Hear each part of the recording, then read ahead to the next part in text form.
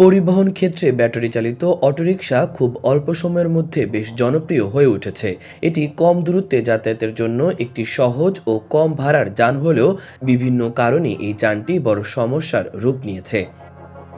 এর অবৈধভাবে উৎপাদন, ব্যবহারের ক্ষেত্রে আইনগত অনিয়ম এবং এর ফলে সৃষ্ট দুর্ঘটনা ও যানজট পরিস্থিতিকে দিন দিন আরও জটিল করে তুলছে। অনেকদিন ধরেই রাজধানীতে ১২ লাখেরও বেশি ব্যাটারি চালিত অটোরিকশা চলছে। এটি সাধারণ মানুষের জন্য অপেক্ষাকৃত কম খরচের যাতায়াতের মাধ্যম ছাড়াও কয়েক লাখ মানুষ এ খাতের সঙ্গে প্রত্যক্ষ ও পরোক্ষভাবে জড়িত হয়ে পড়েছে। চালক, মেরামতকারী এবং যন্ত্রাংশ সরবরাহকারীদের জীবিকার একটি বড় উৎস এটি। বেশিরভাগই চালকদের জীবন জীবিকার অন্যতম উৎস এটি। তবে সম্প্রতি এসব রিকশার চলাচল বন্ধে উচ্চ আদালতের নির্দেশনা এসেছে। আদালতের এমন নির্দেশে রিকশা চালকরা রাজধানী জুড়ে বিক্ষোভ শুরু করেছে।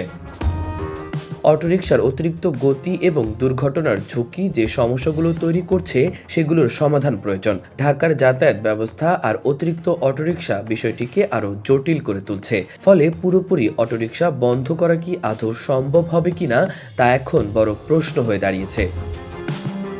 বিশেষজ্ঞরা বলছেন শুধু প্রধান সড়কই নয়, অন্যান্য রাস্তায়ও অটোরিকশা চলা উচিত নয়, কারণ এর নিয়ন্ত্রণহীন গতি বিভিন্ন দুর্ঘটনার কারণ হয়ে দাঁড়াতে পারে। ঢাকায় অটোরিকশার চলাচল বন্ধ করা পুলিশের জন্য বড় চ্যালেঞ্জ। সবাই সহযোগিতা না থাকলে অটোরিকশা বন্ধ করা সম্ভব নয়। অটোরিকশাগুলো বাইক বা গাড়ির সঙ্গে পাল্লা দিয়ে চলে এবং থামালেও থামে না, যার কারণে দুর্ঘটনা ঘটতে পারে।